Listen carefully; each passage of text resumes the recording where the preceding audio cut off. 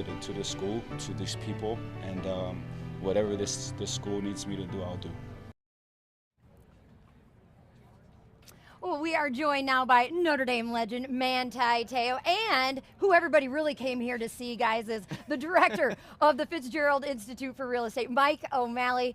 Guys, thank you so much. And Manti, our viewers just watched an incredible video from when you were here back in 2022. It was emotional. It got us fired up just watching it. How nice is it for you to be back here on campus every year? It's always good to be home. You know, it's a beautiful place to be. It's especially beautiful for me because I get to bring my wife and my children out. So it's like life comes full circle for me, and I'm low key kind of soft recruiting my kids to come here, and I'm kind of getting that Notre Dame blood in them early in their life. So it's definitely nice, but it's always good when I get to be with family and friends like with Mike and be able to do things and help on the field and off the field, and do whatever I can to push the University of Notre Dame forward. An all-ager rager. That's what you like to say. I love it. Mike, let's talk about the Fitzgerald Institute for Real Estate here really quickly. FIRE for short. Yep. Why is this program becoming such a major program for Notre Dame and becoming so popular with the students right now? Yeah, you know, it's real estate is the world's largest asset class. The value of the real estate in the world is more than all the stocks and bonds combined. And students see that. Also, there's a lot of different roles you can do in real estate. You can build it, you can buy it, you can sell it, you can finance it, you can decorate it. And so at Notre Dame, we have students from every undergraduate college in the real estate minor from 23 different majors. And so it's open to everybody. Yeah. We've got over 518 students, and they all see the opportunity to be a part of a new institute and to launch their career in real estate, which really wasn't available to them even 7 years ago. Yeah, Manti, how did you hear about it? Why are you so passionate about it? Well, the realities of football not being a long career for me, I was able to play 8 years in the NFL, but the realities of it not going further was very real halfway into my career, and real estate had been something that was introduced to me throughout my life, and I wanted to learn some more. So in 2016, I jumped into real estate and kind of found my way. Met with Than Merrill and the Sajan brothers in San Diego. They took me under their wing and taught me a little bit about real estate, and then lo and behold, I get in touch with Michael O'Malley, and he teaches me his stuff. And if you want to know anything about real estate at the biggest level, follow this guy.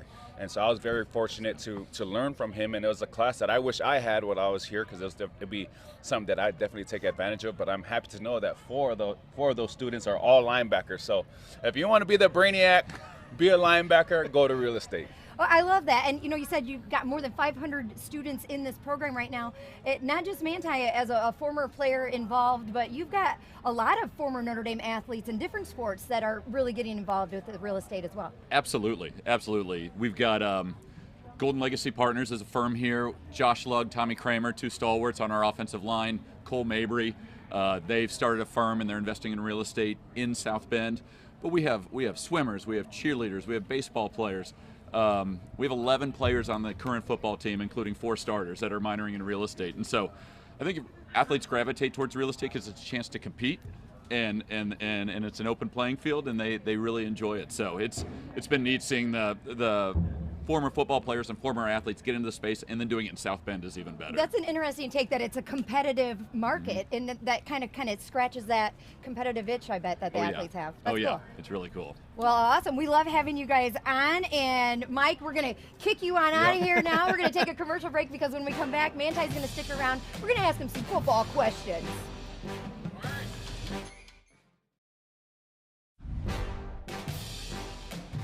And I think Manti Te'o, when I remember his talk to the team before the Cal game back 2 years ago, that was something special, because that was the first time he was back for a long time, and the passion he had for this university and this athletic department was so evident and strong, and I think it really had an impact on our players. Welcome back to ABC57 Kickoff, and we are live with Notre Dame legend Manti Te'o. Not only one of the best linebackers in Notre Dame history, but find a better linebacker in college football history, and we're happy to have him here on set with us today. And Manti, my favorite part of introducing our legends is getting to rattle off all of their stats, so indulge me for a second. 437 total tackles, 8.5 sacks, 7 interceptions, 2 forced fumbles, 2 fumble recoveries. Let's go.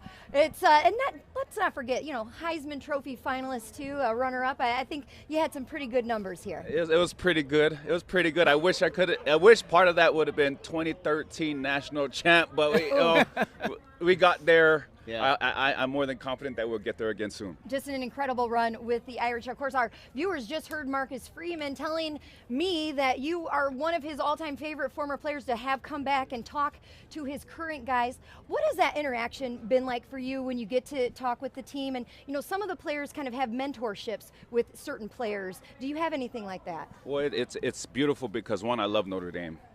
I love everything about the university. I love the football team. I really love Marcus Freeman. I love the passion, the energy, the love that he shares with the program. And I'm a firm believer that every football team is a reflection of their head coach. And if our team can continue to, grow that DNA, we're going to be just fine. But for me, it's all about being able to come back and make an impact on this school, even when I'm gone. Tim Brown did that while I was gone.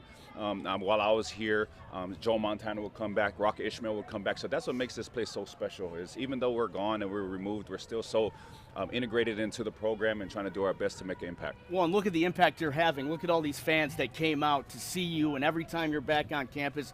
Let's go back to memory lane a little bit. You had such an incredible career here.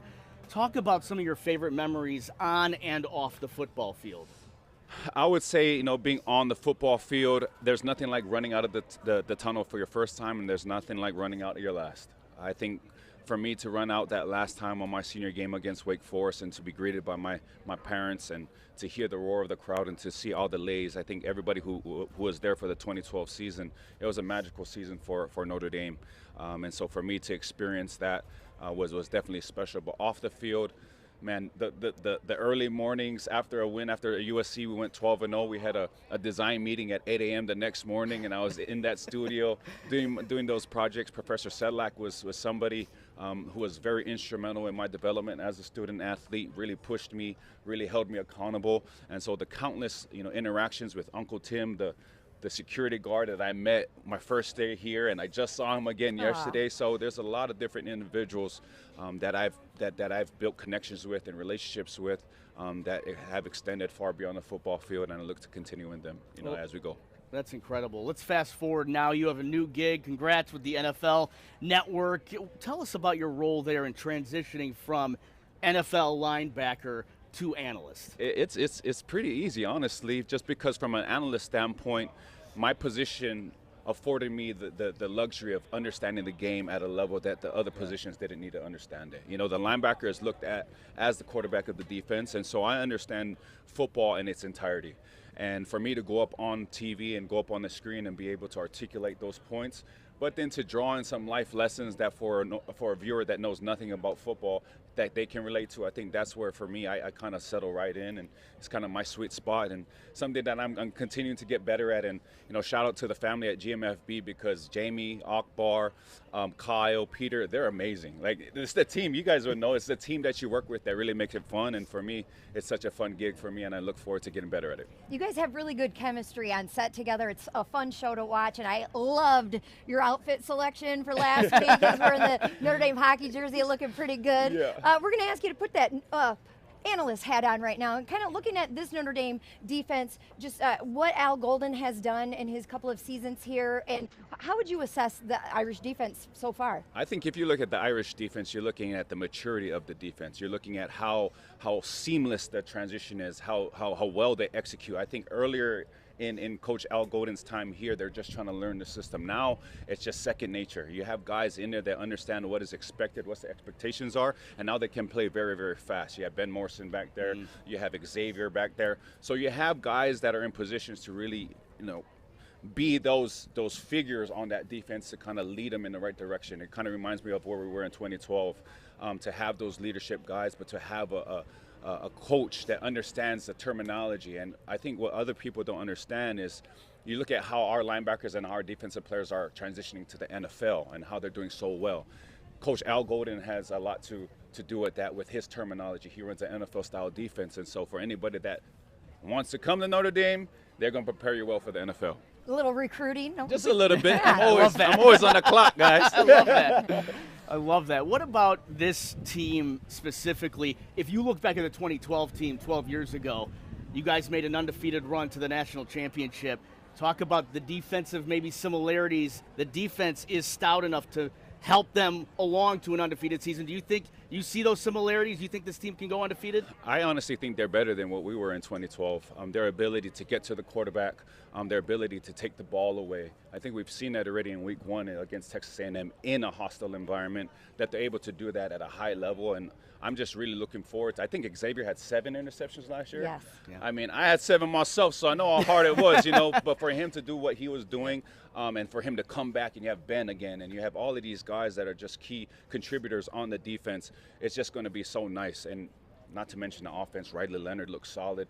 And again, it all starts with Coach Marcus Freeman. He's the main reason why when I look at that team, I know that we always have a chance. Well, before we let you go, can you give us maybe a little prediction of what you think the Irish can do today?